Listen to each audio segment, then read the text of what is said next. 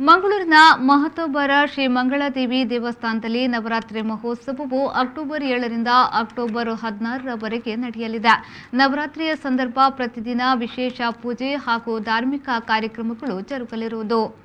ಮಂಗಳೂರಿನ ಪ್ರೆಸ್ ಕ್ಲಬ್ನಲ್ಲಿ ಸುದ್ದಿಗೋಷ್ಠಿ ನಡೆಸಿ ಮಾತನಾಡಿದ ಆಡಳಿತ ಮುಖ್ಯಸ್ಥರಾದ ಪಿ ರಮಾನಾಥ ಹೆಗಡೆಯವರು, ಇತಿಹಾಸ ಪ್ರಸಿದ್ಧ ಮಹತೋಬಾರ ಶ್ರೀ ಮಂಗಳಾದೇವಿ ದೇವಸ್ಥಾನದಲ್ಲಿ ನವರಾತ್ರಿ ಮಹೋತ್ಸವವು ಅಕ್ಟೋಬರ್ 7ರಂದು ಆರಂಭಗೊಳ್ಳಲಿದೆ. ಅಂದು ಬೆಳಗ್ಗೆ 9 ಗಂಟೆಗೆ ಗಣಪತಿ ಪ್ರಾರ್ಥನೆಯಲ್ಲಿ ಮಂಗಳೂರಿನ ಮೇಯರ್ ಪ್ರೇಮಾನಂದ ಶೆಟ್ಟಿಯವರು ಪಾಲ್ಗೊಳ್ಳಲಿದ್ದಾರೆ. ಅನಂತರ ರಾತ್ರಿ ದಿನಾಲೂ ಪಲ್ಲಕ್ಕಿ ಉತ್ಸವ ನಡೆಯಲಿದೆ.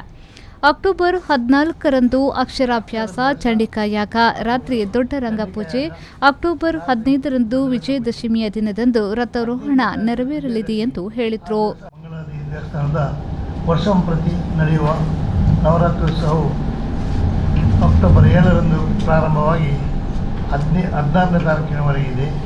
ಬೆಳಿಗ್ಗೆ 7ನೇ ತಾರೀಕು 9 ಗಂಟೆಗೆ ನಮ್ಮ ಮಹಾಪೌರರು ಪ್ರೇಮಾನಂದ ಶೆಟ್ಟಿಯವರು ಬಂದು ಕೊಪ್ಪರಿಗೆ ಇರುವುದಂತ ಇದೆ. ಗಣಪತಿ ಪ್ರಾರ್ಥನೆಗೆ ಪಾಲ್ಗೊಳ್ಳಲಿದ್ದಾರೆ. ತದನಂತರ ರಾತ್ರಿ ದಿವಸಗಳು ಪಲ್ಲಕ್ಕಿ ಉತ್ಸವ ನಡೆಯುತ್ತದೆ.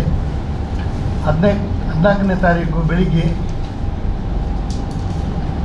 ಅಕ್ಷರಾಭ್ಯಾಸ ಹಾಗೂ ಚಂಡಿಕಾ ಯಾಗ, ರಾತ್ರಿ ದೊಡ್ಡ ರಂಗಪೂಜೆ. 15ನೇ ತಾರೀಕು ವಿಜಯದಶಮಿ. ಆ ದಿವಸ ದೇವರು 12 ಗಂಟೆಗೆ ಹೊರಟು ರಥಾರೋಹಣ ಆಗಲಿದ್ದಾರೆ ಮತ್ತು ಆ ಸಮಯದಲ್ಲಿ ತೆನೆಯನ್ನು ಹಂಚಲಿದ್ದಾರೆ ನಾವಿದ್ದೇವೆ.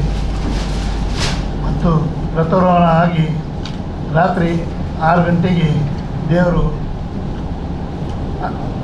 ಶಮಿಗಟ್ಟೆಯವರೆಗೆ ಹೋಗಿ ಶಮಿ ಪೂಜೆಯಾಗಿ ದೇವಸ್ಥಾನಕ್ಕೆ ಬಂದು ಬಲಿ ಉತ್ಸವ ನಡೆಯಲಿದೆ.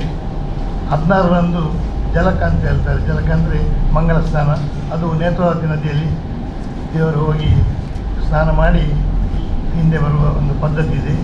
ಇದಕ್ಕೆಲ್ಲ ತಾವೆಲ್ಲರೂ ಬಂದು ಭಕ್ತಾದಿಗಳು ಹೆಚ್ಚಿನ ಸಂಖ್ಯೆಯಲ್ಲಿ, ಅಂದರೆ ಈಗ ಕೋವಿಡ್ ಇರುವ ಕಾರಣ ಭಾಗವಹಿಸಬೇಕು ಮತ್ತು ದೇವರ ಕೃಪಾ ಕಟಾಕ್ಷಕ್ಕೆ ಪಾತ್ರರಾಗಬೇಕು.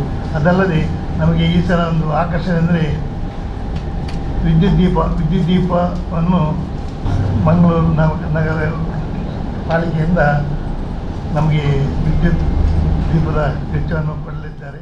ಇನ್ನು ಸುದ್ದಿಗೋಷ್ಠಿಯಲ್ಲಿ ದೇವಸ್ಥಾನದ ಆನುವಂಶಿಕ ಮುಖ್ಯಸ್ಥರಾದ ರಘುರಾಮ್ ಉಪಾಧ್ಯಾಯ, ಪರ್ಯಾಯ ಪ್ರಧಾನ ಅರ್ಚಕರಾದ ಎಂ ಅರುಣ್ ಐತಾಳ್, ಬೋರ್ಡ್ ಟ್ರಸ್ಟಿಗಳಾದ ರಮಾನಾಯಕ್ ಕೋಟೇಕರ್, ಪ್ರೇಮಲತಾ ಎಸ್ ಕುಮಾರ್ ಉಪಸ್ಥಿತರಿದ್ದರು. Sharasadyan, V4 news, Mangaluru.